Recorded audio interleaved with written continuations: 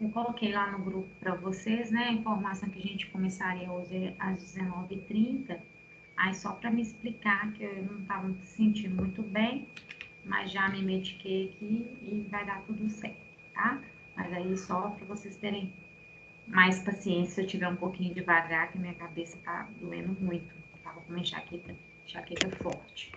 Mas agora medicada vai dar tudo certo. Eu vou começar, até mesmo para dar tempo de entrar, né, mais alunos, mostrando um videozinho para vocês. Vocês já estão vendo aí a tela do YouTube, certo? Certo. Certo. Então, nas últimas aulas, né, a gente falou sobre a ciência de tecnologia dos alimentos, qual que é a função dela, né, o que, que ela veio aí fazer com melhoramento na oferta de alimentos que a gente tem hoje. E vimos aí nas duas últimas aulas sobre os métodos de conservação, através do calor, do frio, da desidratação, né? E aí esse videozinho é um vídeo de um canal assim, não é um canal científico, né, tudo, mas ele vai mostrar lá pra gente o processo de desidratação do leite em pó, tá? É só mesmo para estar ilustrando, eu deixei para vocês também lá nas nossos pré-aulas e pós-aulas, lá nos encontros, alguns vídeos para estar ilustrando o que a gente for vendo, né? Que às vezes para alguns já é uma realidade comum, já viram e tudo, para outros a gente fala desse processo industrial e às vezes nunca visualizou isso. Então, é uma maneira da gente estar vendo como que funciona, tá? E aí depois a gente entra na temática da aula de hoje, só mesmo para ilustrar e para dar tempo de dar entrada de mais alunos. Vou colocar, se vocês não estiverem escutando o áudio do vídeo, achei até que eu não coloquei, vou ter que tirar e colocar novamente, só um minutinho.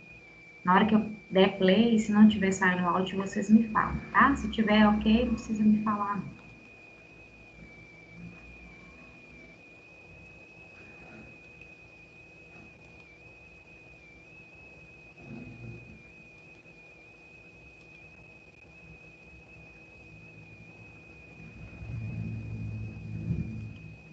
Queria gravar um vídeo mostrando como é feito o leite em pó.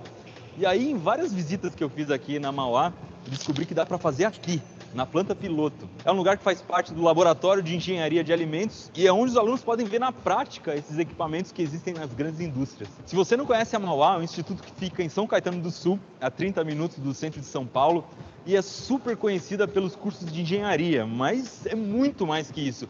A Mauá tem mais de 100 laboratórios e, além das engenharias, tem também administração e design. E é lógico, a máquina de fazer leite em pó.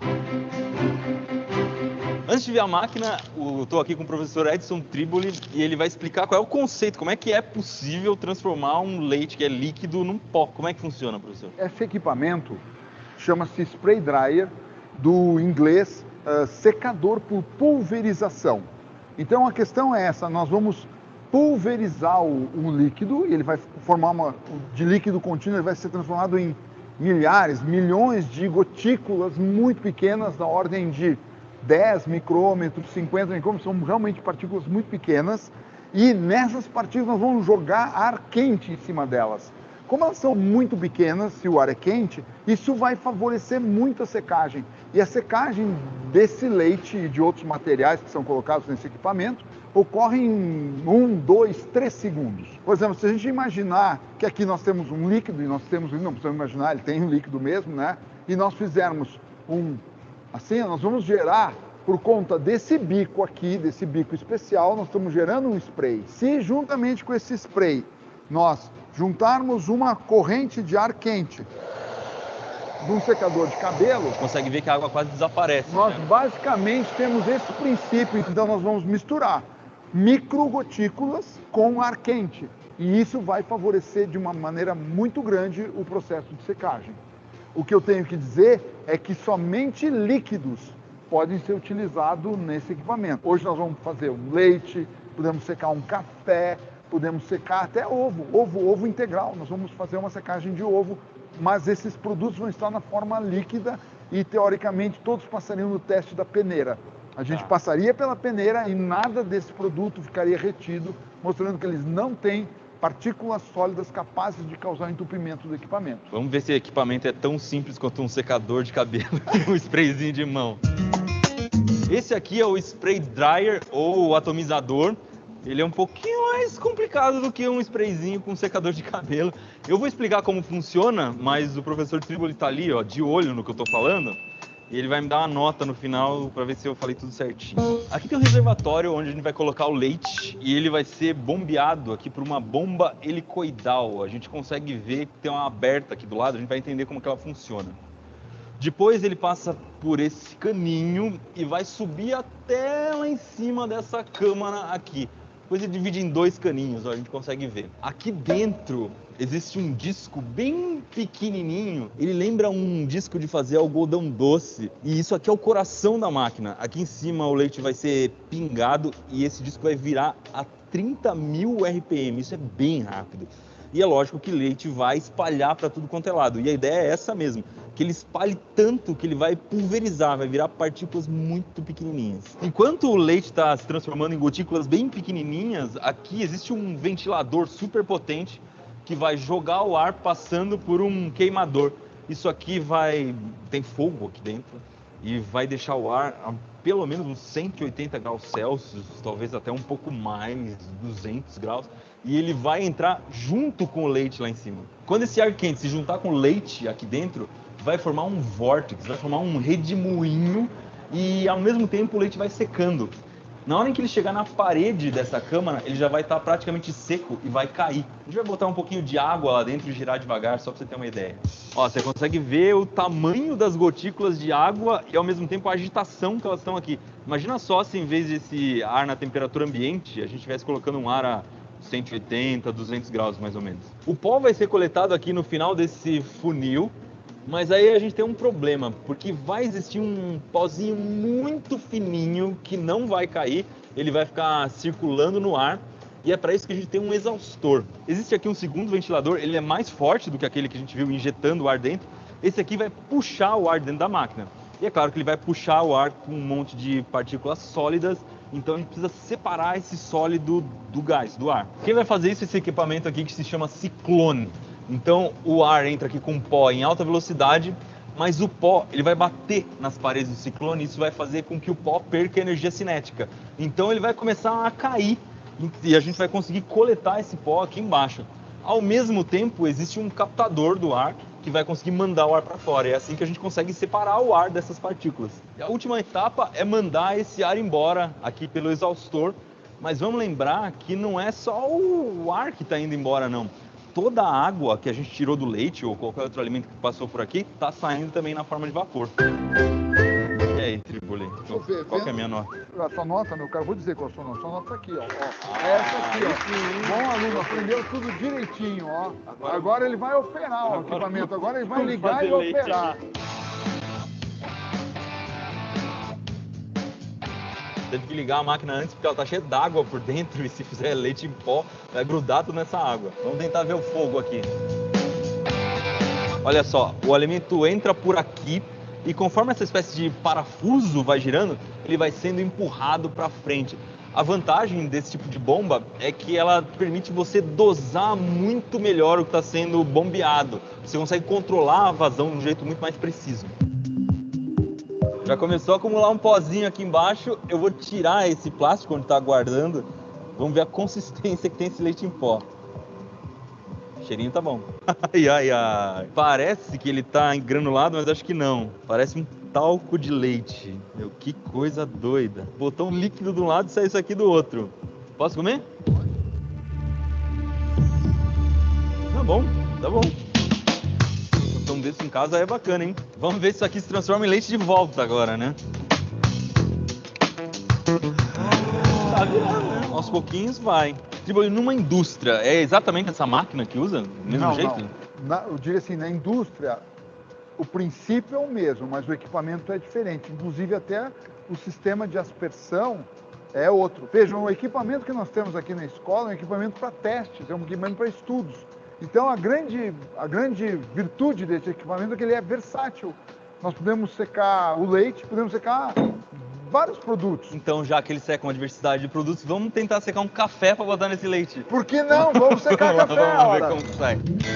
No café tem um detalhe interessante aqui que é o seguinte: para fazer o café solúvel, primeiro você tem que fazer o café como seria feito em casa, para extrair, né, o café do grão, fazer aquela parte líquida que a gente toma em casa. Só que para botar na máquina, aquilo é muito ralo, você precisa concentrar o café antes. Então o que a gente vai colocar na máquina é esse café concentrado aqui, que está quase um creme de café. Eu não vou, ou vou experimentar esse negócio. Cheiro horrível. Você viu a cara de petróleo que tá esse café, né?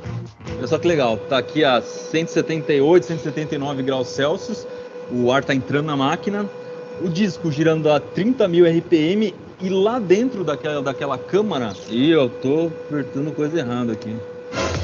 Lá dentro daquela câmara tem uma pressão negativa, ou seja, a pressão lá dentro é menos do que a pressão ambiente, do que a pressão atmosférica. Isso é importante porque se a gente tiver uma pressão muito alta lá dentro, pode estourar a máquina. Então o ideal é que o ventilador que tira o ar trabalhe mais do que o que está colocando o ar. E a gente também consegue ver que o ar que está saindo para o ciclone, onde ele vai separar o ar do pó, está saindo a 151 graus. O barulho aqui eu achava que é bem mais forte. Na verdade só tem um barulhinho meio agudo do motor a 30.000 RPM lá em cima, mas os ventiladores não fazem ruído nenhum. Hora da verdade agora, hein? Esse aqui rendeu um monte. Tá com cheirinho de café. Café solúvel, Café solúvel. Vamos lá, vamos lá. Vamos ver de perto aqui, ó.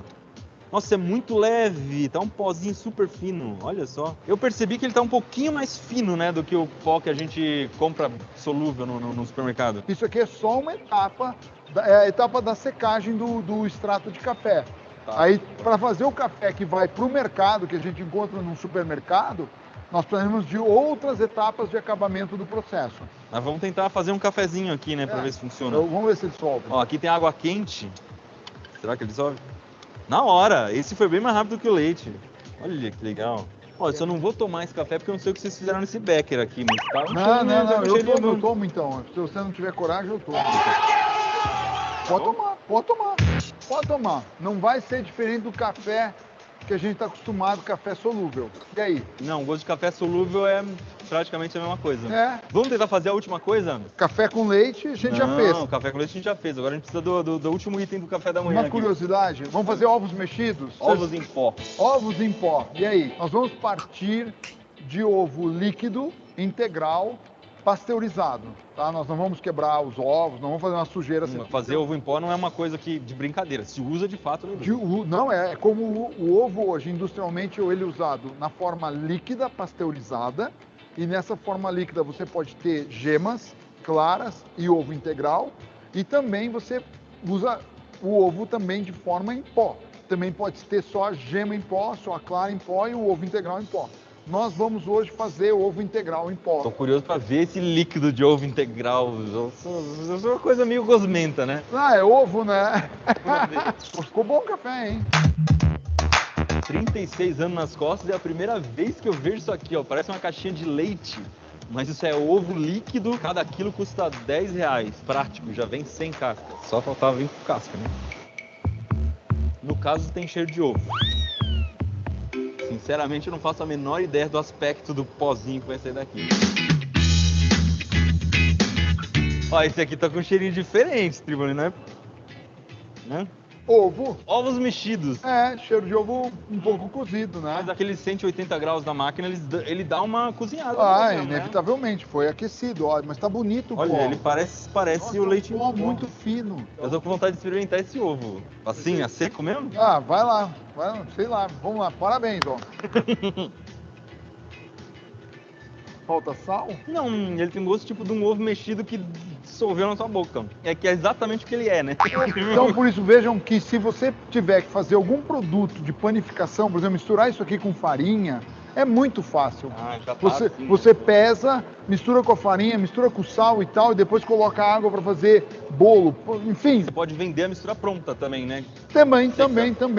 Então dá uma conveniência de utilização muito grande. Dá uma olhadinha nos três pós que a gente fez hoje aqui. Ó, o leite, o café e o ovo. 3 exemplos de aplicação que, juntamente com outros equipamentos industriais, vão dar o acabamento para que os produtos cheguem nas prateleiras do supermercado como nós conhecemos. Você está comendo tanto esse ovo, eu acho que eu vou botar um pouquinho de sal e experimentar isso aqui, meu, porque eu vejo... Tá bom, tá bom. Você já, ó, eu gostei do café, eu tomei o café, agora você foi no ovo, olha só. Quer experimentar? Eu vou experimentar um pouquinho, sim. Tem gosto de ovo. Mas tem gosto de ovo cozido.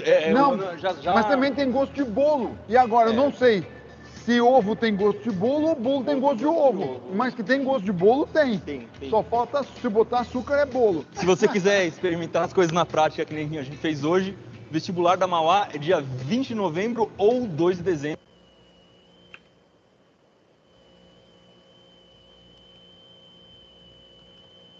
Peraí que eu tô voltando.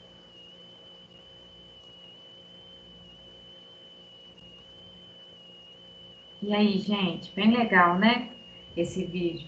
Deu para ilustrar direitinho o processo que eu acho que daquele processo de métodos de conservação através da desidratação, esse que é o processo que envolve o líquido, né?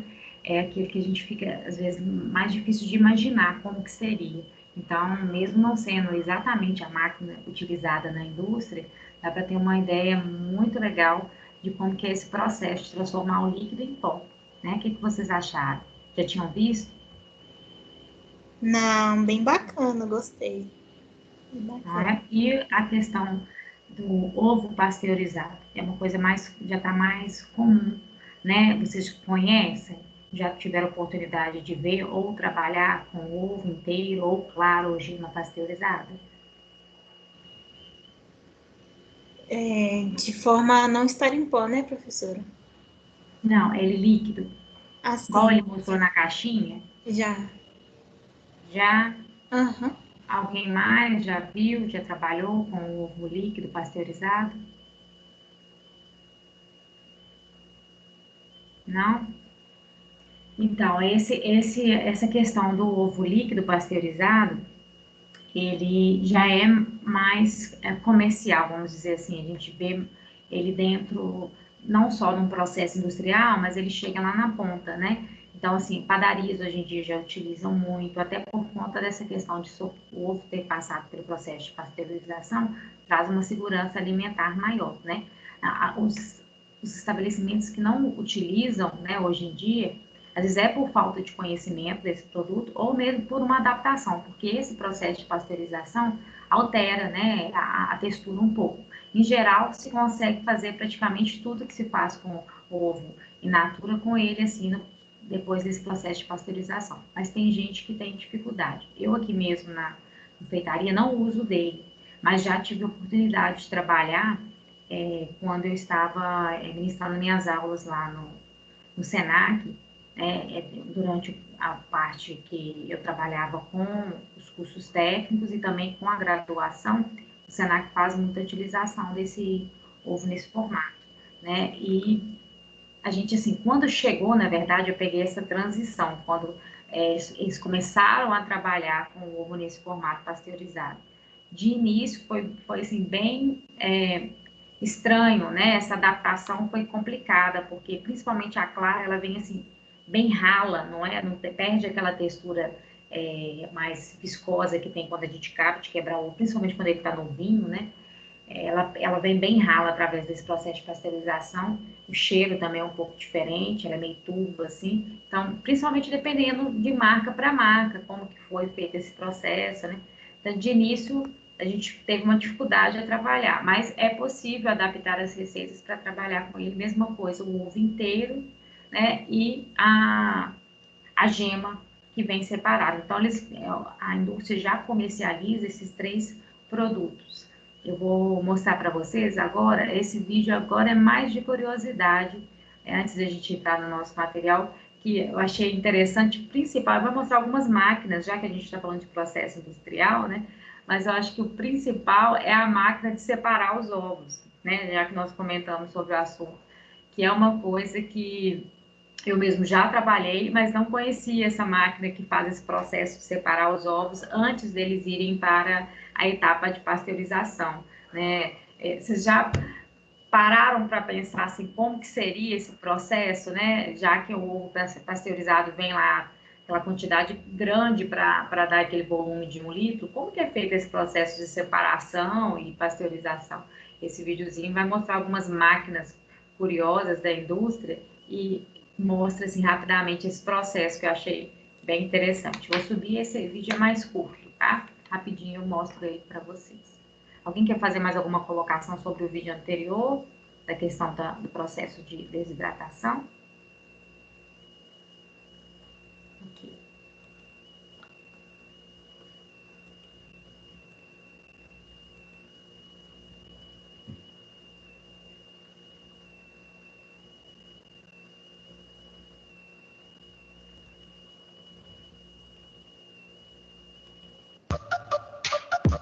Tá escutando?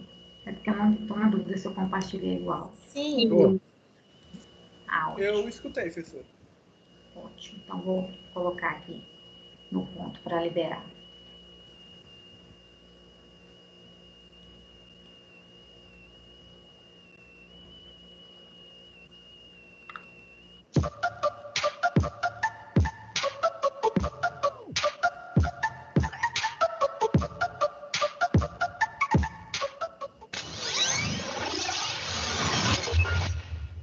Antes de iniciar este vídeo, gostaríamos de te avisar. Tudo o que mostraremos aqui é realmente muito gostoso. Por isso, se você tiver com muita fome, é melhor fazer um lanchinho primeiro e depois começar a assistir ao vídeo, pois pode acreditar, seu apetite vai abrir depois de ver essas guloseimas.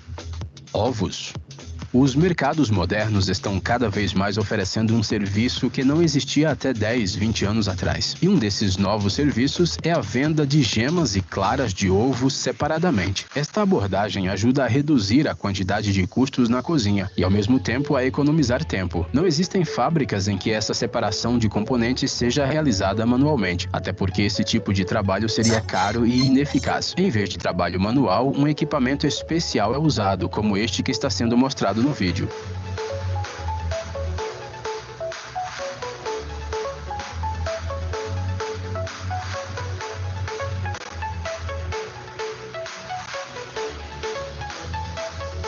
Essa é uma linha de produção que consiste em uma variedade de máquinas com funções como de lavagem e quebra de ovos. Entre elas, existe uma esteira transportadora que é responsável pelo transporte do produto. O fato é que os ovos recém-coletados no galinheiro estão muito sujos para a produção futura. Esse equipamento especial utiliza uma solução alcalina de lavagem e cerdas macias para limpar todos os vestígios de sujeira. Já este outro equipamento usa tigelas para quebrar as cascas. Depois, a gema é gentilmente separada da proteína. Elas caem em recipientes diferentes enquanto que a casca é jogada fora. Essa linha pode processar de 5 a 10 mil ovos por hora.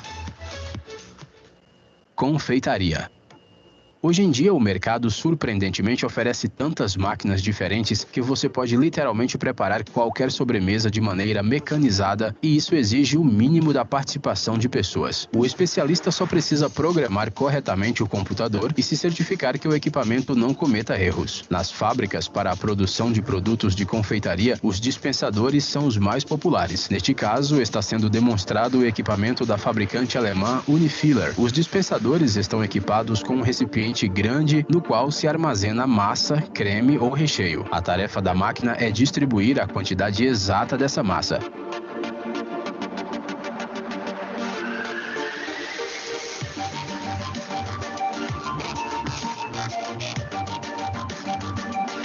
Assim, o dispensador enche mini tortas com creme, formas para bolo com massa e ainda é capaz de fazer uma sobremesa de várias camadas. Se for preciso, o equipamento também pode distribuir a massa em uma bandeja.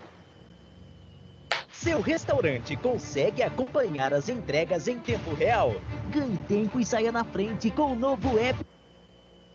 Uma bandeja móvel, criando espaços para futuros biscoitos e doces. Para cada uma dessas máquinas, o fabricante normalmente oferece um grande conjunto de acessórios que ampliam significativamente as possibilidades de cozinhar, encher e decorar sobremesas. Assim, o dispensador pode rechear doces fechados, como croissants com creme, ou então para criar produtos de forma incomum, como estrelas, cachos e flores. Em outras palavras, esta máquina é um verdadeiro sonho para os gulosos.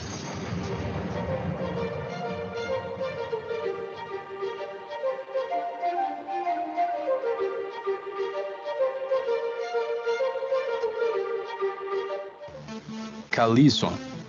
E agora vamos continuar a agradar os olhos dos apreciadores de algo gostoso e doce. Calisson é um docinho provençal tradicional. Essa iguaria é produzida em fábricas localizadas em Aix-en-Provence. Os pesquisadores acreditam que os primeiros Calisson foram feitos na França, no século XV. O principal ingrediente na composição desses doces são as amêndoas. Antes do início dos processos de produção, as nozes são saturadas com umidade, sendo processadas com vapor. Esse processo é chamado de reidratação e demora cerca de 10 minutos. Em seguida, leva-se um pouco de tempo para remover o excesso de água da massa. Enquanto tudo isso acontece, o açúcar é preparado na máquina ao lado. Neste caso, é utilizado o açúcar de beterraba. Na França, ele é produzido em grandes quantidades. O açúcar, então, é aquecido em uma batedeira especial. Em seguida, os funcionários adicionam uma mistura de açúcar em pó e claras de ovo batidas. Tudo isso acabará se transformando em um glacê, que tradicionalmente cobrirá o doce. O ingrediente seguinte, sem o qual um Calisson não pode ficar sem, é a fruta cristalizada. Na maioria das vezes, é melão ou laranja. A mistura de nozes e frutas é completamente moída até formar uma pasta. Antes de estar pronta para os próximos processos de produção, a pasta é infundida durante 3 dias. Finalmente, todos os ingredientes estão prontos para serem combinados. Em seguida, a massa é dividida em partes separadas por meio de formas, cada uma das quais se assemelha ao formato de uma amêndoa. O funcionário então usa um estêncil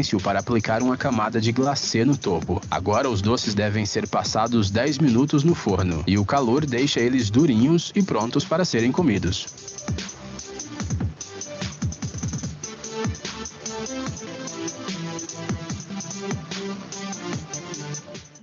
Biscoitos. Se você reparar na história da humanidade, perceberá que os primeiros biscoitos apareceram por volta de 350 AC. No entanto, naquela época, eles eram mais como pãezinhos achatados, cobertos com mel. Para apreciar essa iguaria, nossos ancestrais tiveram que gastar muito tempo em sua preparação. Hoje, felizmente, basta ir à padaria e comprar absolutamente qualquer tipo de biscoitos e bolachas. Esse nível de conveniência surgiu graças a essas máquinas automatizadas. Elas próprias misturam todos os empreendedorismo é parte da solução para o desenvolvimento do Brasil. Dos ingredientes do biscoito até a consistência correta.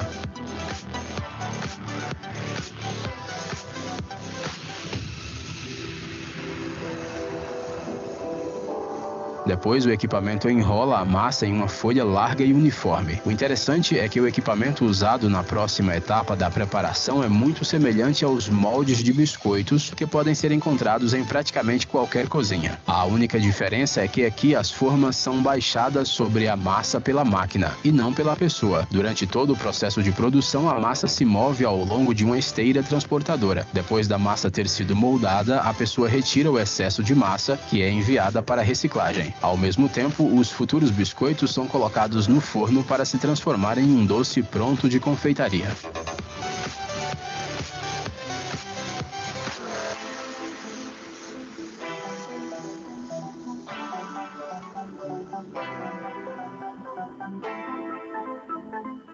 Sorvete.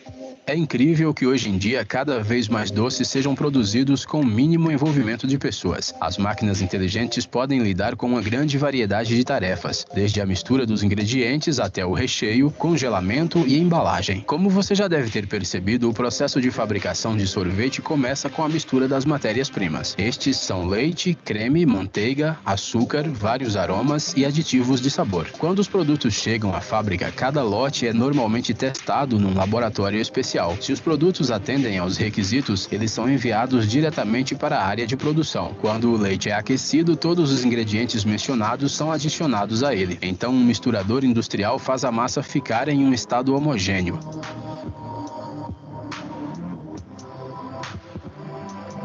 Pelo sabor, o creme resultante já é um sorvete de verdade. No entanto, a massa não tolera um transporte e armazenamento prolongado. É por isso que precisa pasteurizar o creme. Isso significa que o leite é aquecido a uma temperatura de cerca de 80 a 95 graus Celsius. Isso é suficiente para matar todos os micro-organismos responsáveis pela decomposição dos alimentos. Depois disso, a mistura do sorvete é resfriada e depois colocada em formas, cones ou potes. Agora, tudo o que resta é empacotar e congelar congelar. O sorvete de frutas é preparado de forma parecida, mas os ingredientes são diferentes. Geralmente é feito com purê de frutas, suco, açúcar, sabores e corantes.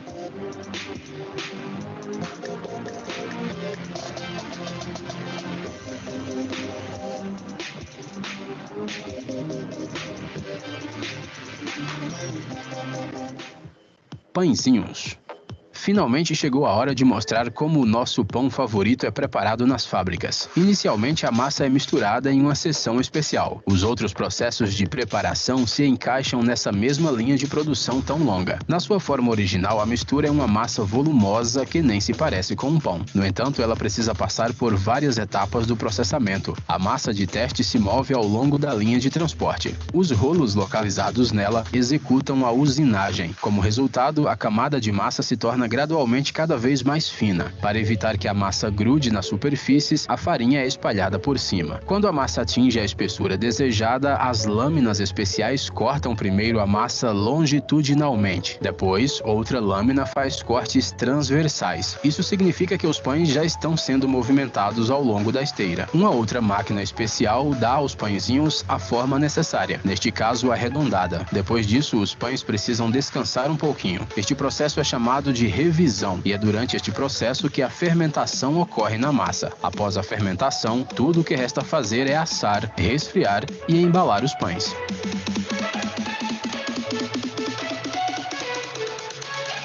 Ei, pare de ser preguiçoso. É hora de recarregar seu cérebro. Bem-vindo ao canal Brain Time. Acontecimentos incríveis do passado, presente e até mesmo do futuro.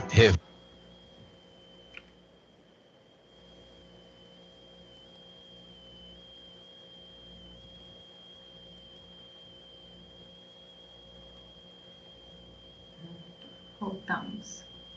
Vocês viram que interessante as máquinas, né? É também para ilustrar essa questão de como que esse processo, né, industrial que a gente falou durante essas aulas. E eu achei muito interessante essa parte do ovo pasteurizado, né? Essa máquina que quebra o ovo, primeiro tem esse processo de higienização, né? Antes disso também, através do peso, eles conseguem detectar os ovos que estão bons, né, aptos aí para entrar na linha de produção, para não correr o risco de na hora de quebrar ter um ovo estragado ali no meio. Então tem esse processo de sanitização, separação, todo certinho, todo feito de maneira através de equipamentos, né? Nesse vídeo, algumas indústrias têm ainda uma intervenção manual, né? Ali em alguma etapa. Mas essa do ovo especificamente, a linha de produção vai do início até no final todo industrializado, assim, todo através de equipamento.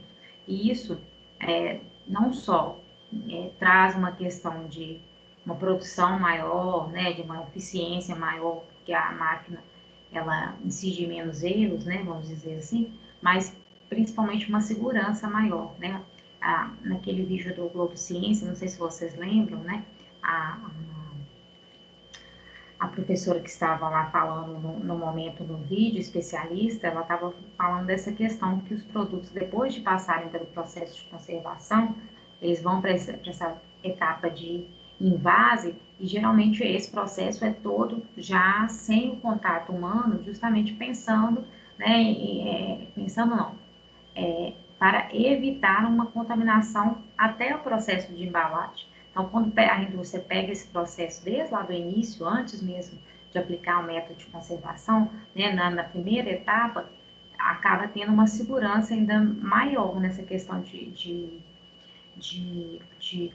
segurança alimentar, de contaminação, de tudo. Então, quanto mais perecível é a matéria-prima que vai ser trabalhada, como é o caso do ovo, mais a necessidade desse processo ser dessa forma. Então, algumas indústrias, dependendo do tipo de alimento, a gente vai ver isso quando entrar em cada uma das tecnologias, até com esse processo todo através de maquinário. Outras vão ter algumas etapas, como ali no vídeo teve alguns momentos de maquinários que tinha intervenção, né, manual, tá? Vocês vão ver isso. Mas achei interessante para ilustrar aí.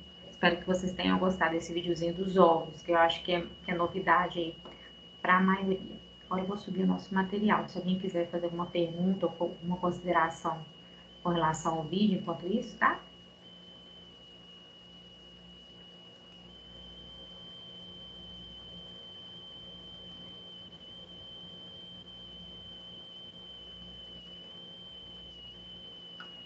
Estão vendo meu slide na tela de vocês? Sim. Sim. Ótimo. Então, a gente falou, né, com relação à ciência da tecnologia de alimentos, visar essa conservação do alimento, visar a questão de levar uma oferta de um alimento com maior qualidade, com menor risco, né, de alimentar, com uma maior variedade, maior alcance, dentre outras questões que a gente pontuou aí quando estava falando aonde a ciência e tecnologia de alimentação age, né? Agora, os fatores que vão incidir sobre o lado oposto, né, sobre o que ela tem que ser eficiente, são os micro-organismos e as enzimas. A gente viu lá que os métodos de conservação, né, vão ser para inativar, para eliminar, né, esses micro-organismos e essas enzimas. Então, a gente focou muito, principalmente na questão biológica, a questão dos micro-organismos. Na aula de hoje a gente vai falar também sobre essa questão enzimática, sobre essas alterações que essas enzimas, nesses processos químicos que ocorrem nos alimentos, tá? Então, aí, fatores que podem alterar a qualidade do alimento.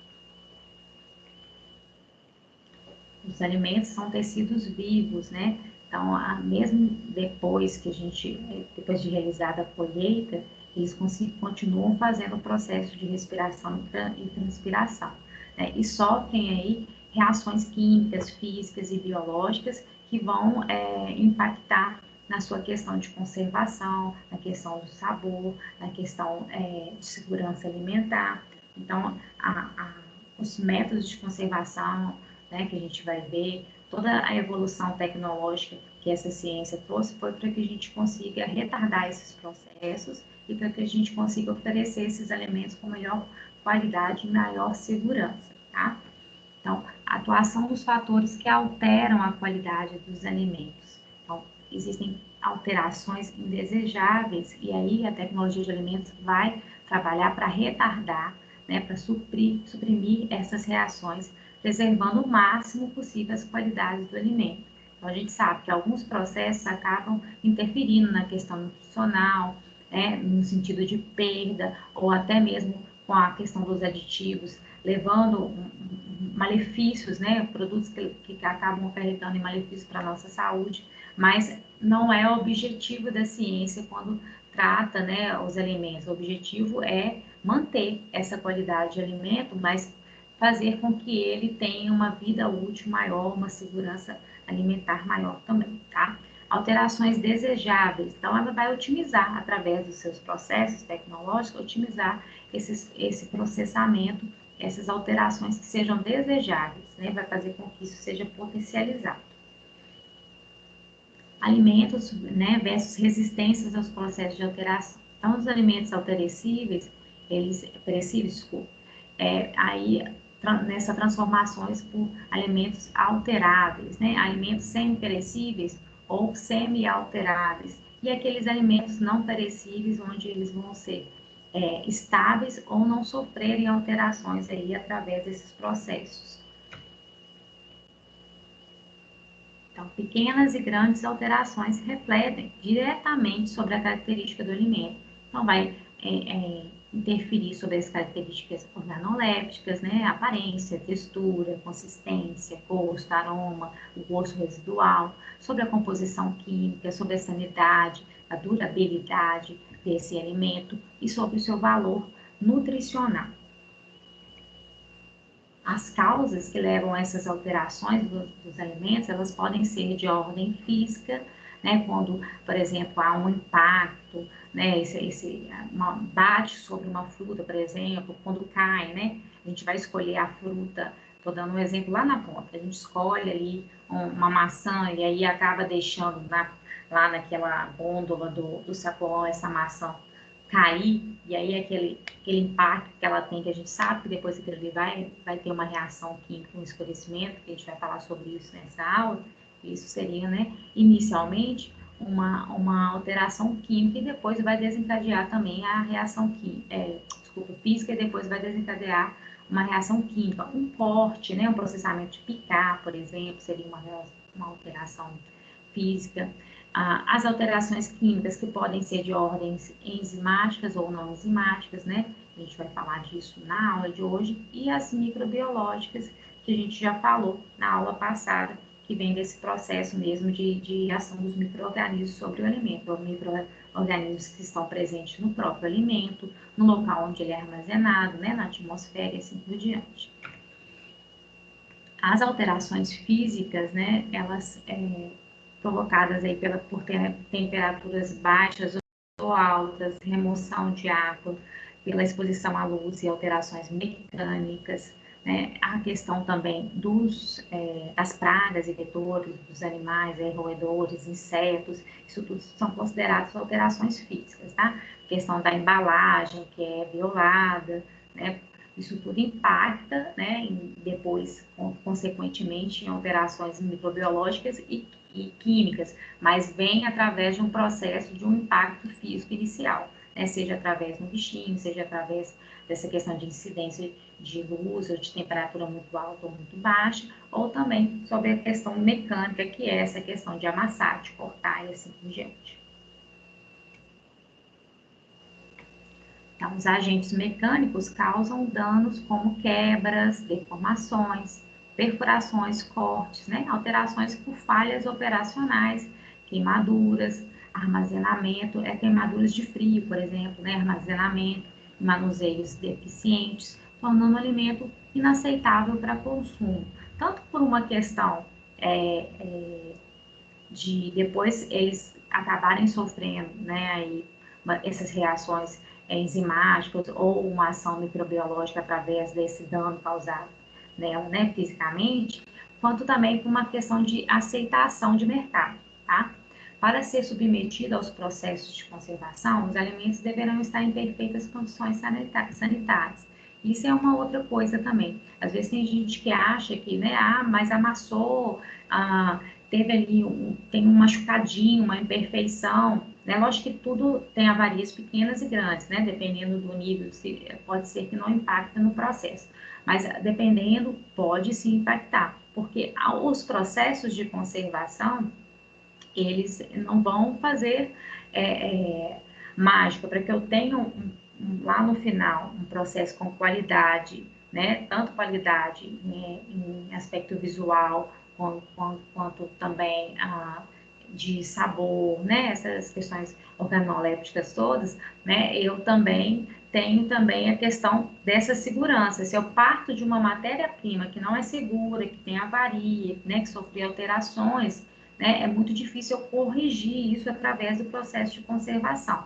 Esse processo de conservação vai manter ele sem esses danos, sem esses danos enzimáticos e biológicos por um processo maior. Mas se ele já sofreu um dano físico, então isso talvez não seja reversível, tá? Então eu tenho que sempre partir, né, na linha de produção, né, antes de iniciar o processo, seja ele industrial ou até mesmo um processo menor, comercial, né, eu tenho que partir de um alimento, daquela escolha de um alimento nas condições perfeitas, né? Então, por isso que a gente já faz isso, né? Na hora de fazer a escolha das nossas frutas, legumes, na hora de comprar, né, os nossos itens no supermercado, a gente olha as condições de embalagem, né? A gente olha como que está aquele alimento, se ele, por exemplo, no caso de uma fruta, se ele está com alguma avaria na sua casca, se ele está ali na cor, que é ideal para aquele fruto, se ele está com a textura, né? A gente pega, né? Tem gente que até pega, além do que deveria, a massa, que não é legal, mas a gente verifica, porque isso é realmente importante, não só num processo caseiro, num processo comercial, mas também no processo industrial, tá? E a matéria-prima, a escolha dessa matéria-prima tem que ser uma matéria-prima de qualidade, porque essa qualidade inicial vai impactar nessa qualidade final lá na ponta. Alterações por insetos e roedores. Os insetos são responsáveis pela destruição, por exemplo, de cereais, de frutas e hortaliças.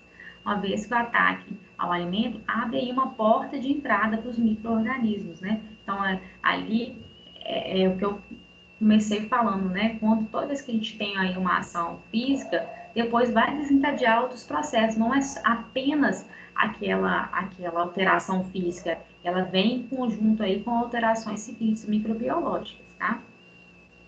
Os ratos também alteram os alimentos pela contaminação, né, que vão desencadear aí, não só o rato, como outros tipos de insetos também que podem estar levando, não só essa questão de uma abertura, né, no golpe, no caso do milho, fica comercialmente não fica interessante, mas também na questão de abrir porta para uma contaminação. Quando eu falo interessante, inicialmente estou querendo dizer assim, no nosso olhar, né? Vou verificar, o milho está ali com furinho, está carunchado, não vou comprar. Você pensa pela questão visual ali, mas também pela essa questão microbiológica, né? Que também é o mais importante. E alguns alimentos, esse tipo de inseto que faz o ataque, também acaba levando já de imediato, com a sua ação, né, uma contaminação para aquele alimento. E a tecnologia de alimentos, né, ela vai, como falou lá no início, como a gente vem tratando do assunto, né, desde a primeira abordagem da aula, ela vai desenvolvendo mecanismos, processos para impedir que isso ocorra, né, para evitar, minimizar essas alterações físicas, químicas e biológicas, né, desde esse processo de colheita, eu volto a falar isso, até lá na ponta. Então, não só dentro da uma linha de produção, né, por exemplo, vamos pegar aí no caso de cereais, não só no processo lá industrial, no seu envase, que tem essas máquinas que vai evitar aí, ao máximo o contato, né, manual, mas também desde a colheita, o transporte disso para o local onde vai ser armazenado, naquele local onde é armazenado, o tratamento, evitando aí, né, controlando essa questão das pragas, dos vetores, para que esse alimento entre no processo industrial, né, no processo de invase dele, já com as condições necessárias. Então, é a questão desse cuidado com a matéria-prima que vai iniciar no processo industrial, essa escolha, né? Já verifica a qualidade, já vê se ele está na conformidade do que é preciso para entrar nessa linha de produção. As alterações de ordem química, elas podem ser não enzimáticas ou enzimáticas, né? As não enzimáticas, por exemplo, a rancidez oxidativa, a caramelização e a reação de Maillard. Vamos falar aqui dessas alterações não enzimáticas, né? A rancidez oxidativa vai alterar os lipídios através de um processo de oxidação. As gorduras vão desenvolver odor e sabor desagradável, que a gente fala assim, que é aquele ranço, né? Fala assim, isso aqui tá rançoso, né? É esse processo de rancidez oxidativa, tá? Ou seja, elas tornam-se rançosas. A rancidez ocorre devido a dois tipos de reação, a hidrólise e a oxidação.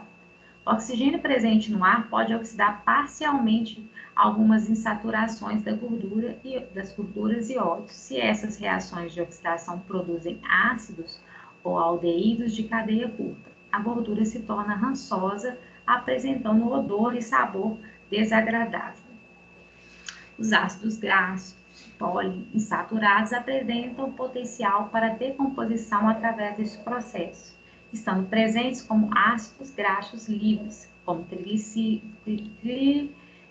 triacilgliceróis ou como fosfolipídios. Quando a luz e um agente sensibilizante como a clorofila estão presentes, a ativação do oxigênio em oxigênio singlet pode desempenhar um papel importante na indução e na deteriorização oxidativa. Então, está falando que esse processo, né, através da hidrólise ou através do oxigênio, vai desencadear essa oxidação que acontece especificamente nos lipídios e que altera a questão de sabor, de odor, de coloração também desse alimento, tá? A oxidação de gorduras pode ser inibida pela adição de antioxidantes, como, por exemplo, vitamina C e vitamina E. Como evitar a autooxidação de óleos e gorduras? Manter ao mínimo os níveis de energia solar, luz e calor, evitar a presença de traços de metais no óleo, evitar ao máximo o contato com oxigênio. Então, aí vem a questão, através, né, dessa conclusão, vem a inteligência da tecnologia de alimentos em cada vez mais ir estudando esses processos de reações químicas e desenvolvendo embalagens mais apropriadas para a conservação de cada produto. Então, a gente vê essa evolução, né, na indústria do óleo, que antes ela utilizava aí as latas, né, no envase do óleo, só que a lata, ela pode ajudar a acelerar esse processo de oxidação por conta da questão do metal, né, em contato com o óleo. Então, foi se modificando a embalagem, colocando uma embalagem mais adequada. Tem, por exemplo, a questão da luz e do calor, né? A maioria das embalagens de óleo ainda são transparentes, mas existem algumas embalagens de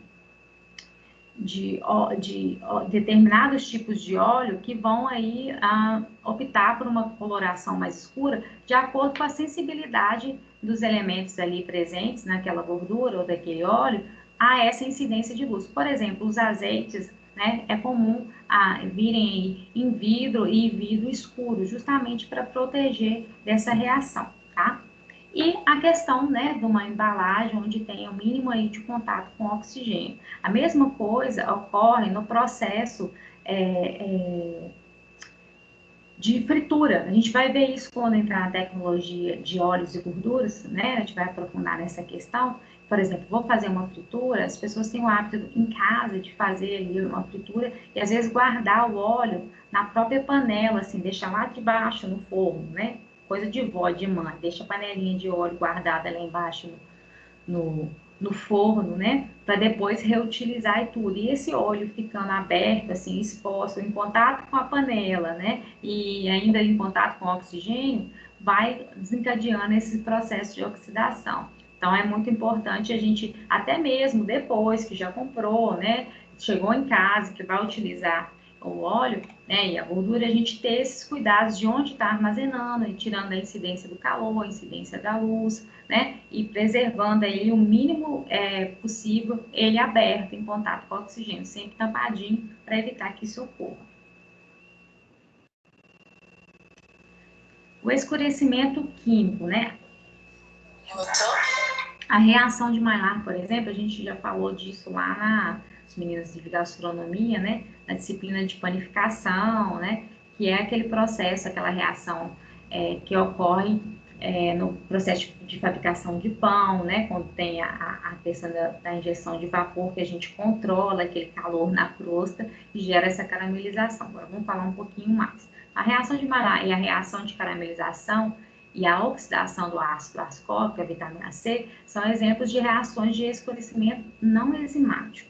O escurecimento de produtos de confeitaria, né, com panificação também, como eu falei, tortas, pães, assados em geral, a questão da fritura da batata frita, o amendoim, o café torrado, todos esses processos que são, esses alimentos que são submetidos aí uma temperatura mais alta, é desejável, enquanto que o aparecimento da coloração escura em alimentos desidratados, armazenados por muito tempo, como por exemplo leite em pó, que a gente acabou de ver, né, essa fabricação lá no vídeo, ovo em pó, pescado salgado e seco, é indesejável. E se não é bem acondicionado, isso pode ocorrer com facilidade, né? Principalmente o leite em pó. Eu não sei se vocês já observaram, mas pouco tempo que ele fica exposto, assim, ele já altera, né, muito o seu sabor, já altera muito a sua coloração, ele escurece. Isso eu vejo aqui no meu dia a dia. A gente trabalha com muitos produtos com leitinho, né? E aí, como tudo é delivery, é tudo feito à medida que vai chegando os pedidos, Então, por exemplo, às vezes tem a encomenda de centro de docinho, ou então mesmo os avulsos, né? Um docinho de ninho com Nutella, uma coxinha de leite ninho. A gente faz o processo de enrolar o docinho e passar por fora nesse leite em pó, né? Vamos falar assim. E então tem a latinha, a gente abre, passa, aí fecha, volta, coloca lá na prateleira, chegou um pedido, faz isso de novo, mas às vezes quando tem muito movimento, fica lá, né? A gente tira as coisas, começa a fazer o pedido, tirei um brigadeiro, aí vou enrolar, vou passar, aí chega um outro pedido, tem de novo. Não dá nem tempo da gente guardar, vai tirando as coisas, vai enrolando, vai fazendo. Às vezes pouco tempo que isso fica, né? Pouco tempo que eu falo assim, não foi uma coisa que foi esquecida de um dia para o outro, né? Às vezes chega a dar 1 hora, 2 horas que aquele leite em pó ficou ali em cima, porque está sendo utilizado. Eu estou passando, mas ainda está sobrando ali na vasilhinha, né? Então eu vou passar o outro. A gente já começa a verificar essa alteração de cor, de sabor, mas principalmente cor, gente, é muito rápido a alteração. Eu vim falando com as meninas aqui, acabou de usar a fecha, porque altera, né? E aí você pega, já fiz esse teste, quando ele começa a dar essa escurecida, experimenta, ele já tem uma alteração no sabor, e principalmente o odor. Aquele cheirinho do leite em pó vai embora, ele fica assim, vai perdendo o cheiro, né? Por conta desse processo de reação, tá? O escurecimento compreende uma série complexa de reações que reduz a formação de uma variedade de produtos que conferem cores, sabores e aromas. Para que essas reações ocorram nos alimentos, é necessária a presença de alguns fatores combinados, como componentes dos alimentos, a temperatura, o tempo, a umidade, o pH do meio e assim por diante. Aí tá falando, né, por exemplo, esse processo de caramelização, onde o açúcares aí presentes nos alimentos, mais a temperatura elevada, né, vai, né, através desse aquecimento, acontecer um processo de desidratação desses açúcares, vai ter a polimerização, né, os polímeros insaturados vão transformar aí nesses caramelos, né. Essa degradação dos açúcares na ausência de proteínas e aminoácidos ocorre com a temperatura bastante elevada, acima de 120 graus. Assim que é esse processo de caramelização. Às vezes, a gente vai ver que esses processos não enzimáticos, né, por exemplo, a caramelização e a reação de Maillard, eles são desejáveis, né? Nesse caso, que a gente faz o processo para que isso ocorra, querendo esse visual, querendo esse sabor, assim como no caramelo, né, nos produtos que a gente confecciona, como foi citado ali, no café, nos doces, nos pães, assim por diante. Mas tem esse outro lado que ocorre também, que são indesejados, como, por exemplo, eu citei no caso aí do leite em pó, que é muito rápido, né, o processo, e que vai alterar nessa questão de sabor, de odor, de coloração que a gente deseja, né, que não sofra nenhum impacto, porque isso incide lá no resultado final. A reação de Maillard, né, ela ocorre também através desse processo de temperatura, onde os açúcares redutores que são presentes ali no alimento, mais os aminoácidos livres, né, quando passam por esse tratamento térmico, eles vão sofrer essas alterações, transformando aí em melanoidinas, pirazinas e inúmeros outros compostos, né, que vão dar essa coloração. As melanoidinas, né, é o que gera o composto que dá essa coloração assim caramelizada em cima, na crosta do pão, né, ali na massa de uma torta que a gente vai comer, é através dessa junção, né, dos açúcares redutores mais aminoácidos e esse aquecimento moderado, no caso da reação de Maillard, ele é controlado, ele não é alto como no processo de caramelização, é que ocorre essa formação desses componentes. Então, ele está explicando, né, melhor. A reação de Maillard ocorre entre um grupamento carbonila do açúcar redutor ou da gordura e o grupamento amina livre do aminoácido, em meio preferencialmente alcalino, na presença de água e calor. O resultado final dessa reação é a formação e o acúmulo de compostos saborosos e aromáticos e pigmentos de cor parda. As melanoidinas, pigmentos responsáveis pela cor, são moléculas grandes e insolúveis que surgem como resultado de complexas reações de polimerização e condensação.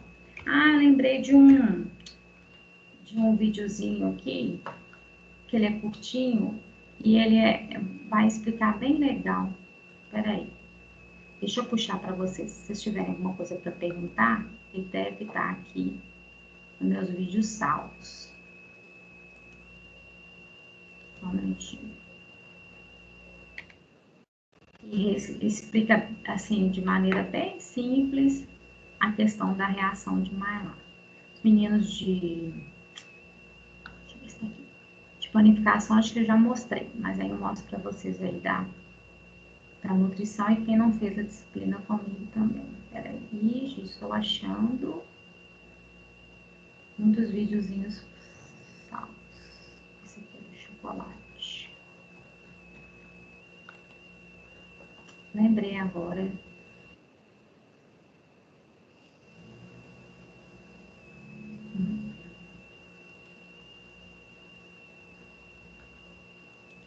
É de um canal que chama Química das Coisas. Não sei se vocês já ouviram falar.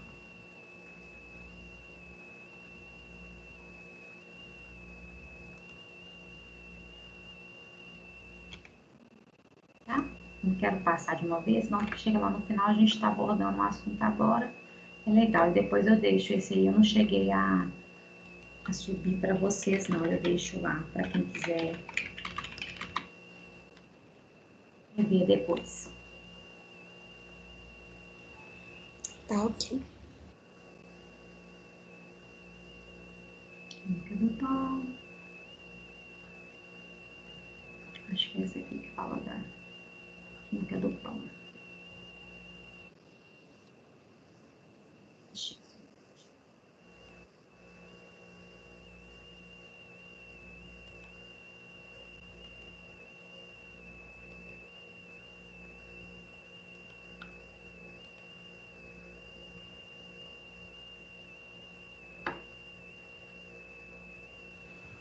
Ficou mudo só para mim?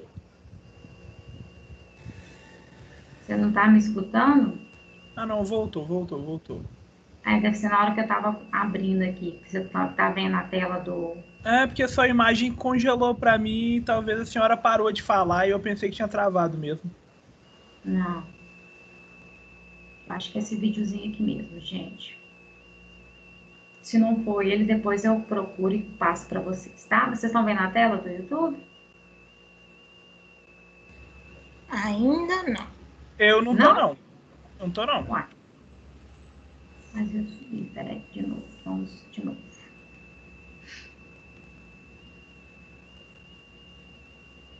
Ah, mas tá compartilhado. Deixa eu fazer de novo.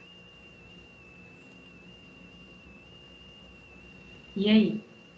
Agora sim. Vamos lá. Agora eu tô vendo.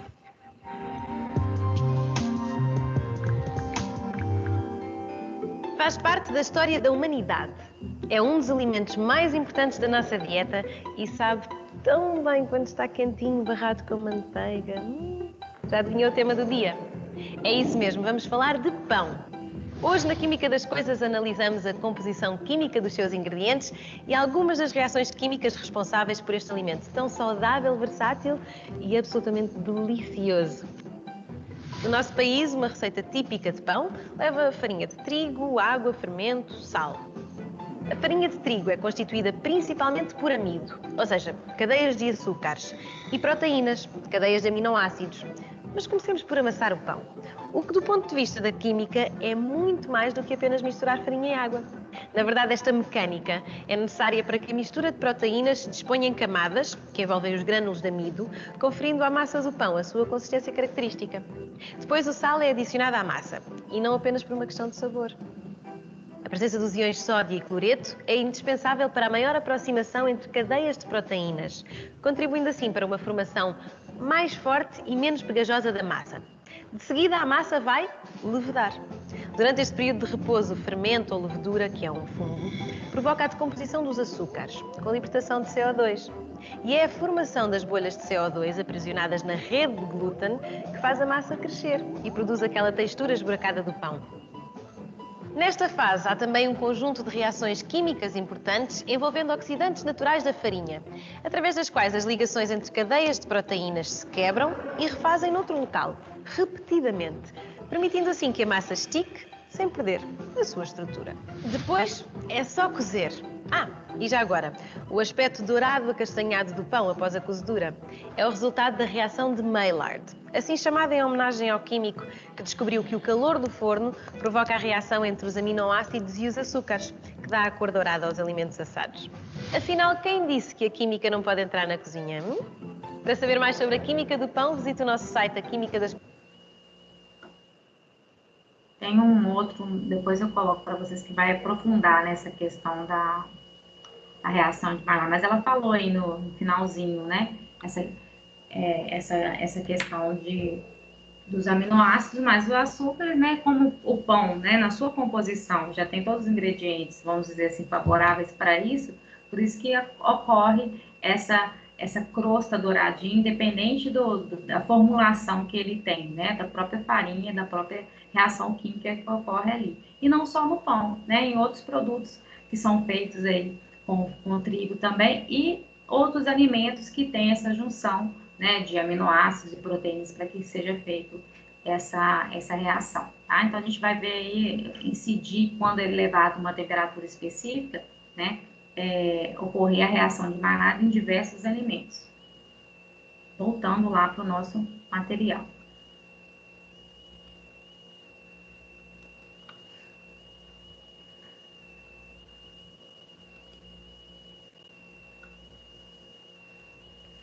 Então, acho que não falei essa parte de baixo, né? As melanoidinas, pigmentos responsáveis pela cor, são moléculas grandes e insolúveis que surgem como resultado de complexas reações de polimerização e condensação. Então, né, através desse processo, né, dos aminoácidos com açúcares, vai surgindo esse composto aí, que são essas moléculas grandes, né, e que vão gerar essa cor específica através desse processo de polimerização. O ácido ascórbico, né, a vitamina C, tem sido considerado como responsável pelo escurecimento de sucos cítricos concentrados, principalmente os de limão e tangerina. O ácido ascórbico, quando aquecido em meio ácido, formará o furfural, que poderá sofrer polimerização, originando compostos de coloração escura. Aí o exemplo, né, que ocorre na maçã, a maçã é um clássico aí dessa questão desse escurecimento através, né, desse processo do ácido ascórbico. Alterações, né, nutricionais também ocorrem quando existe esse escurecimento dos produtos. As reações químicas não enzimáticas podem acarretar em perdas de certos aminoácidos, em redução do valor nutritivo, em formação de compostos tóxicos e em redução de digestibilidade do alimento. Então, por isso que que a gente toma as medidas, né, os processamentos aí da tecnologia de alimento visam impedir, né, a agir sobre a incidência dessas alterações, para que a gente aprimore essas embalagens, para que a gente aprimore esses processos e evitem, né, essas alterações, justamente por conta, visando aí impedir essas alterações nutricionais, porque é a premissa aí da ciência, tecnologia de alimentos, a gente melhorar, né, o alimento, né, ou no mínimo preservar aquela carga nutricional inicial dele. Então, que esse processo todo de industrialização não incida nessa perda nutricional, é um dos focos, e que a gente tenha aí, através de tecnologias, né, maneiras de impedir essas reações naturais, né, não enzimáticas ou enzimáticas que ocorrem nos alimentos. Agora, tem as alterações químicas enzimáticas, né, que são as enzimas aí que vão fazer esses processos, essas reações químicas, desencadear nessas alterações. Então, aí tem alguns tipos de enzimas, e a gente vai ver que tanto tem, né, alterações químicas enzimáticas que são benéficas e são desejáveis dentro do processo industrial, que são, por exemplo, a gente adiciona algumas enzimas através de um processo de determinado alimento com a finalidade de obter ali, através dessas alterações, reações desejáveis. E em alguns outros processos, a tecnologia vai agir para que não ocorra essas alterações enzimáticas, porque elas vão trazer alterações que não são desejáveis. Então, tanto na questão de aproveitar, potencializar, que foi falado lá no início, aquilo que é benéfico, né? Quanto também vai agir naquilo que traz, desencadeia esse processo deteriorante, evitando que ele ocorra ou retardando ao máximo, tá? Então, aí, por exemplo, polifenol oxidase, a lipase, amilase, pectinase, lactase, vertase, protease, são alguns tipos de enzimas, né, que a gente vai falar e que provocam aí essas alterações através dos processos químicos. Enzimas são moléculas orgânicas de natureza proteica e agem nas reações químicas das células como catalisadoras. Ou seja, elas vão acelerar aí a velocidade dos processos sem alterá-los. Geralmente são os catalisadores mais eficazes por sua alta especificidade. Cada, né, enzima vai degradar aí um tipo de proteína específico, ela tem um substrato específico para agir. Então, por isso que é muito específica a sua ação, né? Tanto no sentido de como combatê-la, como no sentido de como ela vai agir quando eu quero um benefício através do seu processo químico. Então, tem alterações enzimáticas que provocam aí o escurecimento, né? A maioria dos frutos e vegetais, por exemplo, quando sofrem a questão da gente picar, aquele primeiro slide que mostrava a imagem da maçã cortada ao meio, né? Também demonstra isso. Se eu tenho uma ação ali de corte, de impacto, né, isso vai gerar um processo químico ali, uma reação, uma alteração através das enzimas. A enzima responsável por esse escurecimento é a polifenol oxidase, enzima presente naturalmente aí nas frutas e vegetais, que catalisam a oxidação dos grupos fenólicos, produzindo quinonas, que são substâncias que possuem grupos carbonilas, que polimerizados resultam em melanoidinas, que é aquele composto responsável pelo escurecimento. Então, tanto lá nas não enzimáticas, né, no resultado, através do processo químico, acaba aí, através dessa polimerização, resultando em melanoidinas, quanto também aqui através da ação enzimática, tá? Então, é isso, essa coloração é através, a gente visualiza por conta das melanoidinas presentes ali no final dessas alterações. Aí mostra um esquemazinho, né, da polifenoloxidase, né, que é aí como que ela vai agir nos grupos fenólicos, né, transformando aí com os grupos carbonilas, a polimerização, que no final vai resultar nas melanoidinas. Gente, para que tem nome tão difícil de falar, né? Essa parte química. Mas, resumindo, essa questão desse processo, que a enzima vai agir em cima dos grupos fenólicos, né? E no final a gente tem aí esse composto que resulta nesse escurecimento, e não só no escurecimento, né? Como a gente já falou, ele vai provocar outras alterações e que pode acarretar aí em perdas nutricionais. Então, por isso que é importante controlar, né, e eliminar, quanto possível, esse processo enzimático na questão né, dessas enzimas que geram o escurecimento.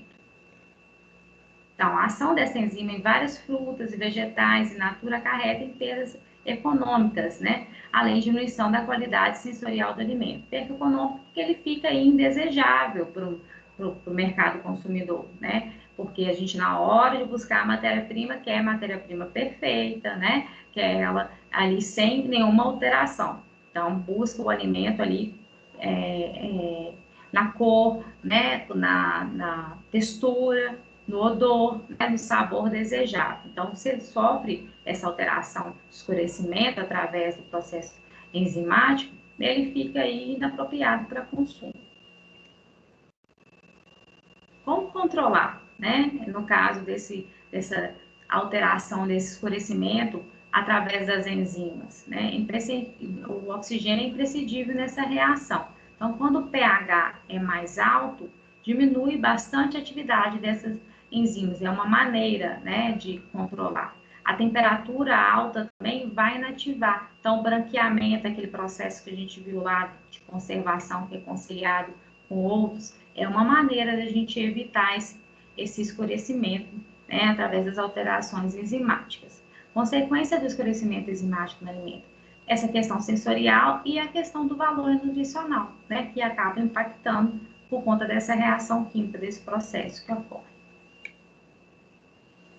Alterações enzimáticas, ranço enzimático ou hidrólico. Então, tem esse processo também lipídico através da enzima. A gente viu lá no não enzimático e também através da lipase pode ocorrer essa alteração enzimática que também é similar à questão, né, do resultado final, que é esse sabor, né, essa rancificação, esse sabor, o odor e a coloração escura, né, que ocorre através desse processo. Então, está escrito aí, altera a cor, o aroma e o sabor. Né? Ácidos graxos livres resulta em aroma de ranço. Então, a gente falou aí do glicerídeos, de glicerídeos, né? Essa soma aí, né? Esse processo aí de enzimático da lipase agindo sobre esses alimentos ricos em gordura, vai desencadear nessa rancificação enzimática que degrada esse produto, que deixa ele também impróprio para consumo, que altera as suas características. Ácidos graxos de cadeia curta são mais voláteis, portanto, resultam em odor de ranço mais característico, como, por exemplo, a manteiga e o leite de coco. Quando sofre essa alteração, gente, é muito perceptível, né? Não tem dúvida que aquilo ali está inapropriado, porque principalmente do leite de coco, não sei se vocês já tiveram a oportunidade de ver isso, quem trabalha muito com esse produto, ele é muito rápido também, se você não depois que abre ele, não utiliza ele num período muito curto, né, às vezes não vai ter mofo, nada disso. Às vezes está dentro da validade, mas se você deixa ele aberto por mais tempo, né? Se você não deixa ele na temperatura ideal, se deixa ele em condições para que essas reações se desencadeiem, ele acaba passando por esse processo de rancificação e fica muito escura, ele fica bem marronzinho, assim, aquele leite de coco é bem branquinho, né? Ele fica marronzinho e o cheiro é péssimo, tá? Você na hora percebe que ele está ali inutilizável, né, para aplicação. Lógico, a gente pensa, né, que só os micro-organismos são capazes de agir sobre o alimento, mas as enzimas também fazem esse processo de deteriorização dos alimentos, mesmo quando a gente acondiciona, por exemplo, na geladeira e tudo. Por isso que é importante, né, e por isso que a tecnologia de alimentos, ela estuda esse processo, esse invase, esse acondicionamento, de qual forma, por qual tempo, né? Isso tudo é previsto. Tem gente que acha que validade é coisa boba, né? E na verdade não é.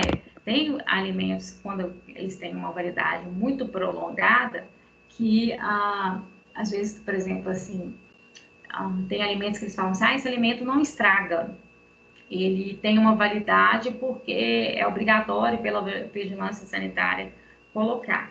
Às vezes não é um processo de estragar que vai azedar, vai morfar, mas ele sofre reações químicas que alteram as suas características nutricionais, suas características visuais, de sabor. Então, ali pode não ter o que a gente acha que é o estragar de um alimento, né? Comparando aí um alimento in natura, porque às vezes é um processo, um produto que vem de um beneficiamento, por exemplo, um açúcar, né, que veio através do beneficiamento ali da cana, né, um chocolate em pó, mas isso sofre também essas reações a todo momento. Então, ele vai ter uma alteração no sabor, vai ter alteração na sua coloração, vai ter alteração aí no resultado final, e por isso a gente tem que respeitar, independente de você não estar detectando isso visualmente, aquele processo de validade e a maneira como é indicado a conservação. Às vezes você compra o produto, né, numa embalagem toda certinha,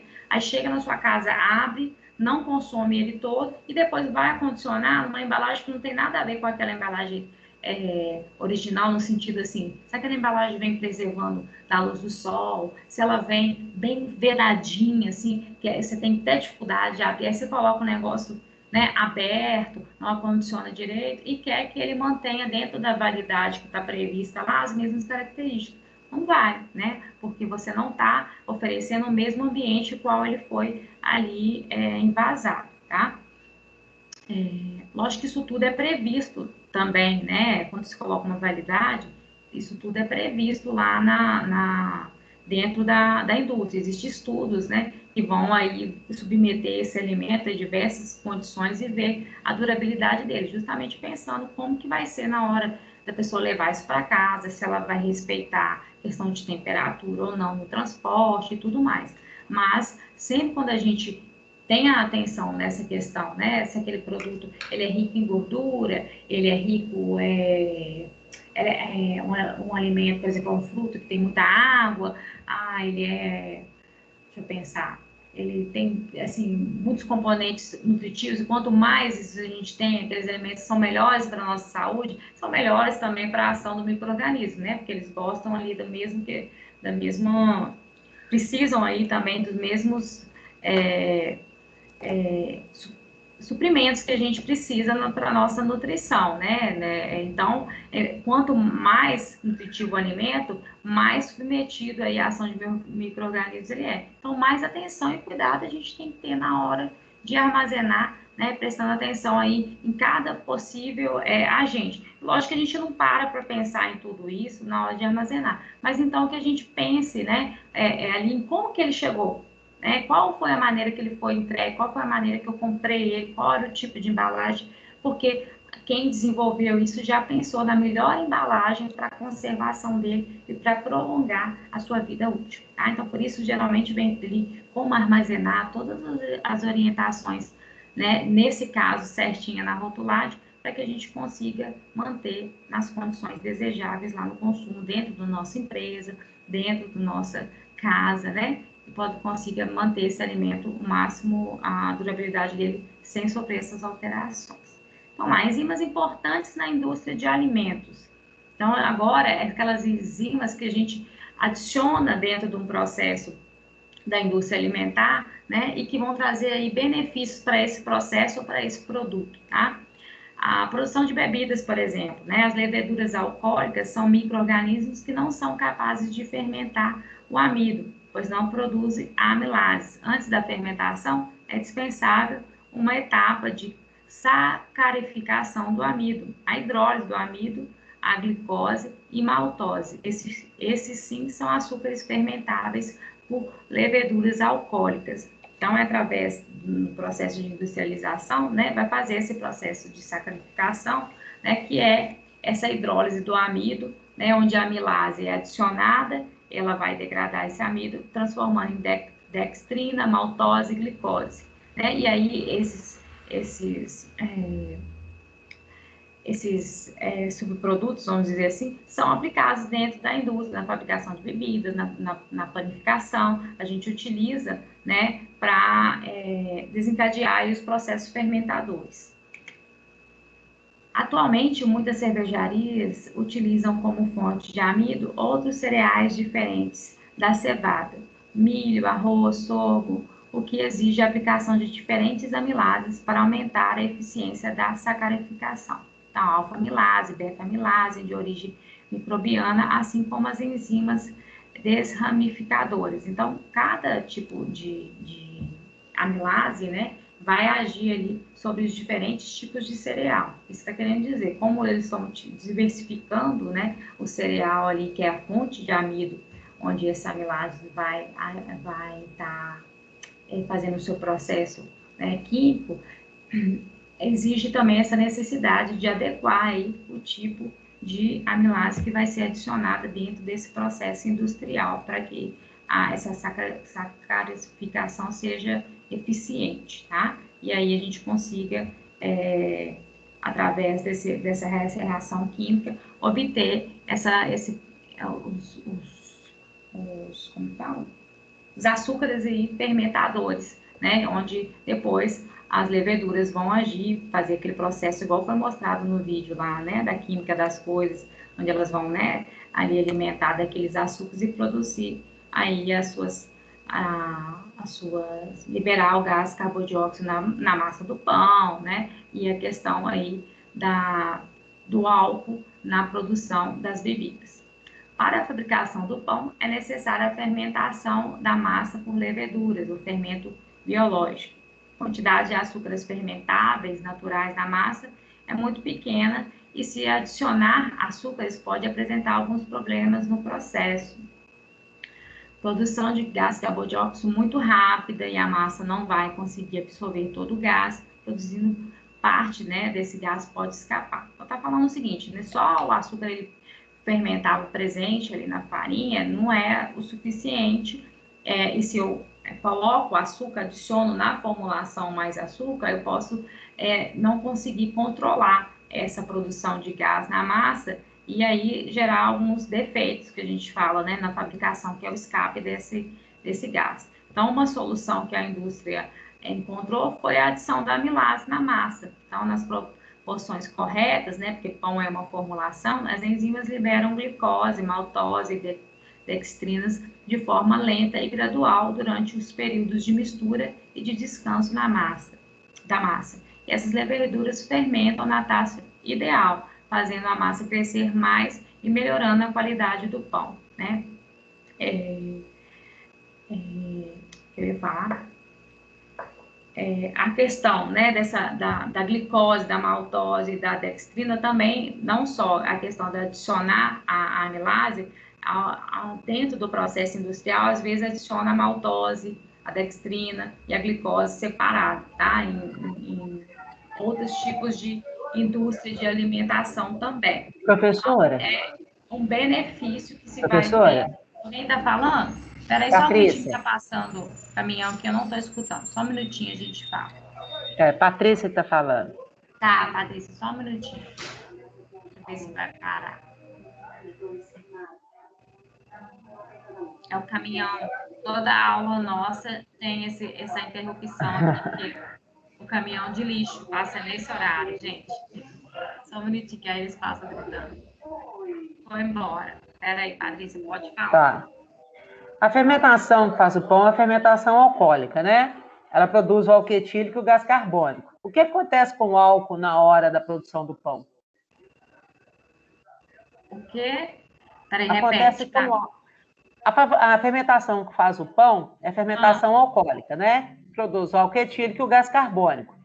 O gás carbônico é o que faz a massa boiar. Igual a gente vê em prova de vestibular, cai muito, né? Nas provas de química, porque o pão boia, porque que a pessoa põe a bolinha de massa na água e espera ela boiar. Ele ali pela rede de glúten, né? E o álcool, e o álcool etílico, o que acontece com ele? Há uma perda através do processo de cocção e ele também contribui na questão do sabor e do odor do pão. Então, uma parte fica retida e uma parte é eliminada através da elevação da temperatura. Ah, tá. Obrigada. De nada. Deixa eu ver aqui. Então, essa questão, tá? Tanto a adição da amilase, que é a enzima, né, que vai agir sobre esse processo, quanto também se adiciona aí a própria glicose, a própria maltose, a própria dextrina. Só é difícil para a gente, por exemplo, estar comprando isso. A indústria tem muito fácil acesso, né, a esses tipos de enzima, esses tipos de produto. Apesar de já ser comercializado também para produção, né, vamos dizer assim, em menor escala, ainda é difícil a gente ter acesso a esse tipo de produto, né? Numa produção comercial, numa produção caseira, a gente acaba usando outros recursos para fazer esse processo de aceleração, né, da fermentação. Tanto mexendo nessa formulação, né, ou adicionando, por exemplo, melhoradores que são aí já produtos químicos, né, elaborados pela indústria e que, na hora que a gente adiciona, vão ajudar ali a potencializar esse processo fermentador, a potencializar o desenvolvimento do glúten, reforçando essa proteína que, né, que faz esse processo de formação da rede de glúten. Então, a gente tem alguns recursos que não são, assim, tão eficientes, né? Mas para a indústria, isso já principalmente na indústria do pão, né, essa adição de enzimas já é algo comum, não só na indústria do pão, da bebida, como outras que a gente vai ver aí na frente. Eu lembrei de outra coisa para falar também, lá do vídeo do leite em pó, né? Lá no final, o professor fala da questão de que é utilizado muito na indústria. Realmente, o processo industrial, eles usam muito a matéria-prima já em pó, na confecção. Então, no processo da indústria de panificação, por exemplo, né, eles utilizam a maioria dos ingredientes em pó já compram, né, a matéria-prima nesse formato de outras indústrias de alimentação e só adicionam água. A maioria do processo é assim, tanto pela facilidade de pesagem, né, de dosagem, tudo, mas também por conta dessa facilidade da mistura, né? E através dessa evolução da indústria de panificação, né, e da indústria farinácea, é que a gente teve essa invasão aí no mercado das pré-misturas, né? Hoje em dia tem pré-mistura para pão, para pão de queijo, para biscoitinho, para bolo. É justamente esse processo de desidratação da matéria-prima, onde eles fazem esses compostos, né, essas misturinhas, e aí a gente só adiciona um líquido, adiciona 1 ou 2 ingredientes e consegue estar desenvolvendo ali aquela receita, onde tudo dá certo, né? Parece até mágico, mas na verdade, porque a gente fala assim, é difícil a pessoa fazer um bolo de caixinha e errar, porque já está ali numa dosagem, né? E já tem ali todos os elementos necessários para que as reações ocorram da melhor forma possível, né? Panificação, melhora a cor, o sabor, a textura do pão, a adição da amilase, né? Atua sobre a farinha de trigo, acelerando o processo de fermentação devido a uma maior formação de açúcares para o fermento, que é esse processo que a gente viu lá, né, de transformação em maltose, assim por diante. A cor da casca do pão, né, esse douradinho aí tem a ver com a adição da amilase e tem a ver com essa reação que a gente viu lá, que é a reação de Maillard, que gera essa crosta aí dourada. Elas são usadas para a questão da pectina agora, tá? Pectinase, desculpa. As enzimas pectinases, né? Vão ser utilizadas aí dentro da indústria para facilitar a filtração e clarificação de sucos de frutas, né? Porque as frutas são ricas em pectina. A elaboração de alimentos, então a pectinase vai agir sobre isso. A elaboração de alimentos para bebês, né? Então, que também geralmente é feito com legumes ou com frutas. Obtenção de óleos. Então, utiliza-se a pectinase dentro da indústria, principalmente para esses processos, tá? São indesejáveis quando ocasionam o excessivo amolecimento de frutas e hortaliças, a formação de precipitados em alguns sucos de laranja, né? Que é aquela espuminha, aquela coisinha que dá em cima, ocasiona a diminuição da consistência de alguns vegetais, que pode facilitar a contaminação microbiana e as alterações de ordem física. Então, quando a adição dela vai para um lado negativo, é nesse sentido, tá? Aí, né, as pectinases que vão agir aí sobre, geralmente vão ser adicionadas na indústria para agir nos produtos que são fabricados com frutas, principalmente, né, e legumes.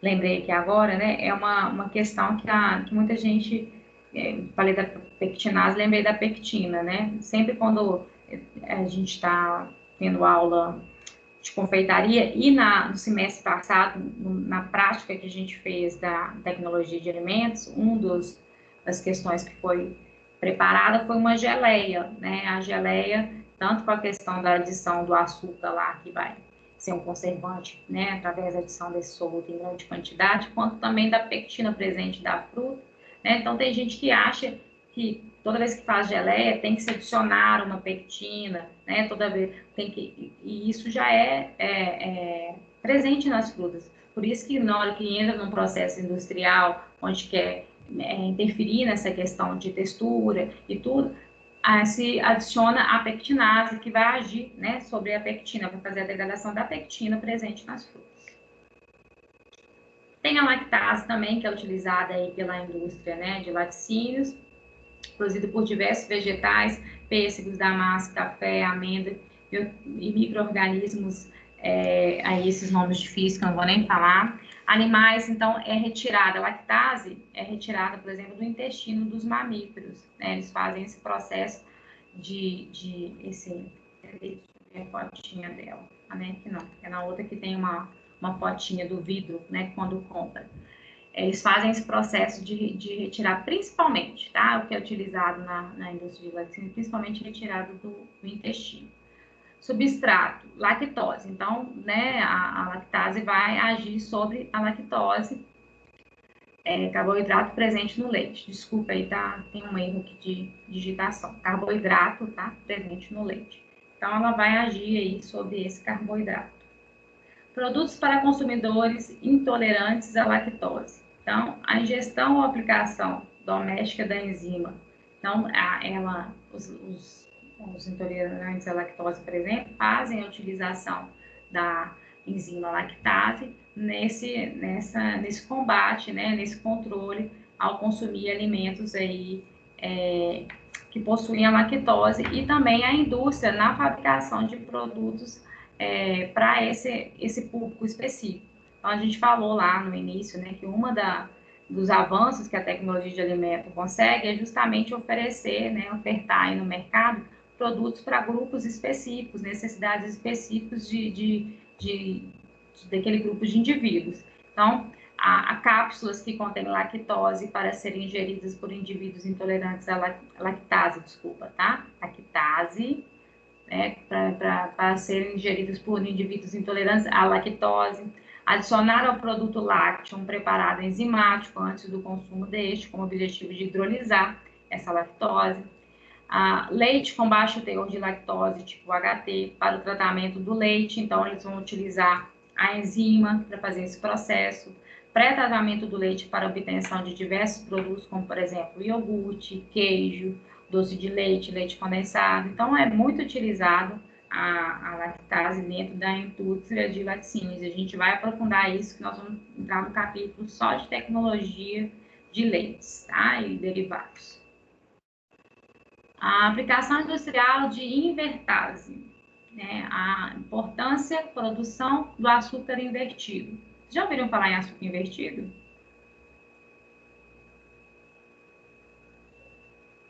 Não? Não, eu não. Eu já. Quem falou eu não? Patrícia. Patrícia. Alex, você tá aí, Alex? Tô. Você participou daquela aula no semestre passado? Você foi embora. Você não era dessa disciplina, mas alguns alunos ficaram, que a gente fez o açúcar invertido lá na sala de aula. Eu acho que sim, eu acho que eu estava assim. Então, a gente fez, né, esse processo aí que ocorre através do aquecimento. Então, a produção do açúcar invertido, aí está falando, hidrolisam a sacarose, glicose mais frutose. Tá? A fabricação dela é algo que qualquer um pode fazer. A gente faz vamos dizer assim, uma mistura de água, né, uma calda de açúcar com água, né, e leva isso ao aquecimento.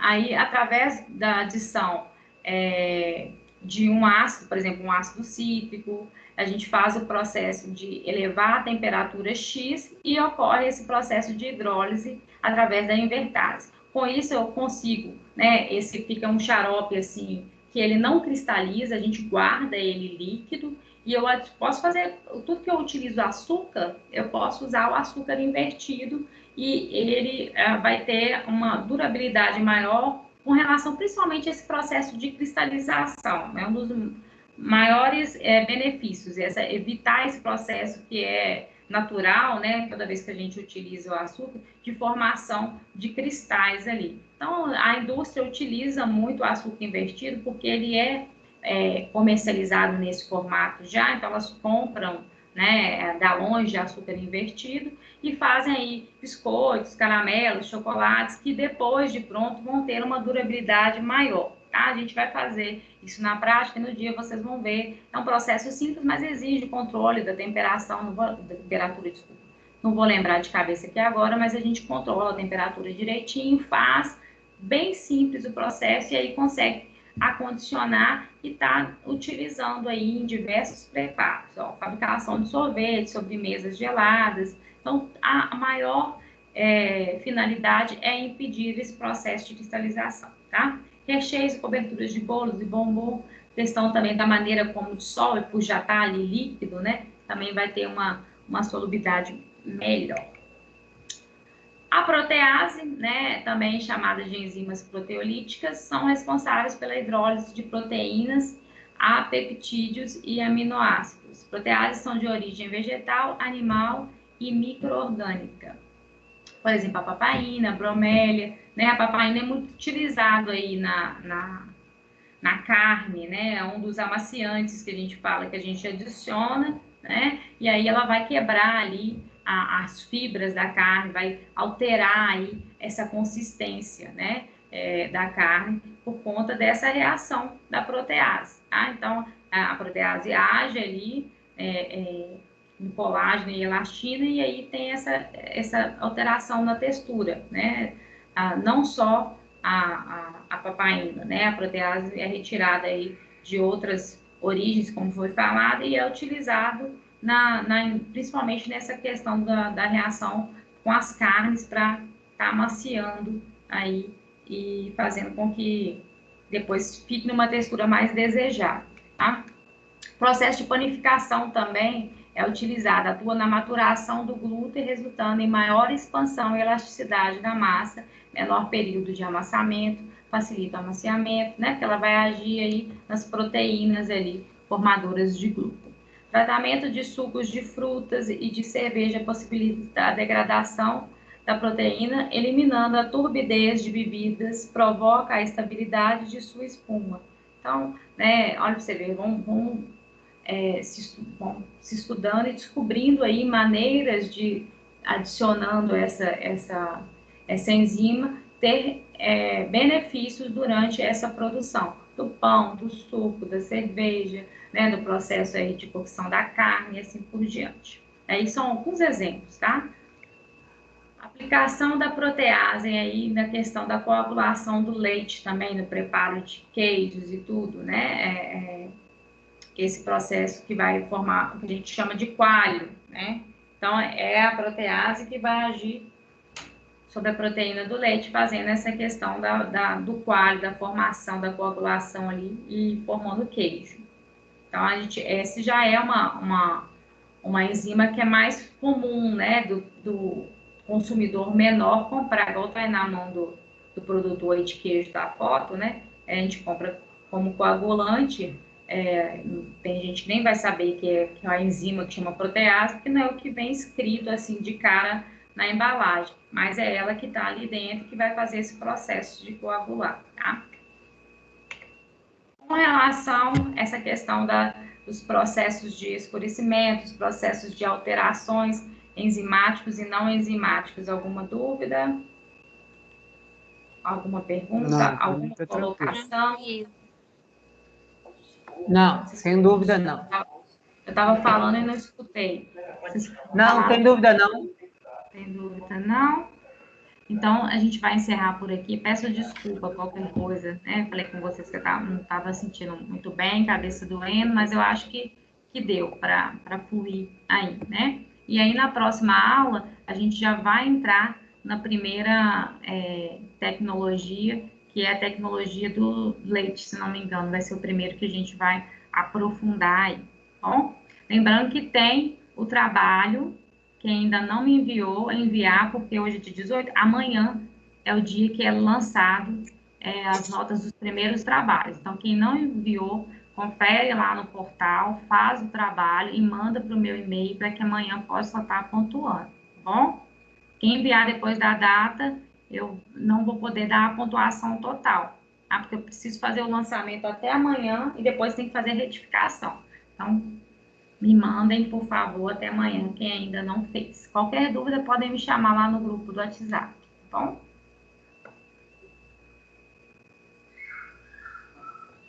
Gente, muito obrigada. Boa noite para vocês. Boa noite. Boa noite. Boa noite, professora. Melhoras. Obrigada, querida.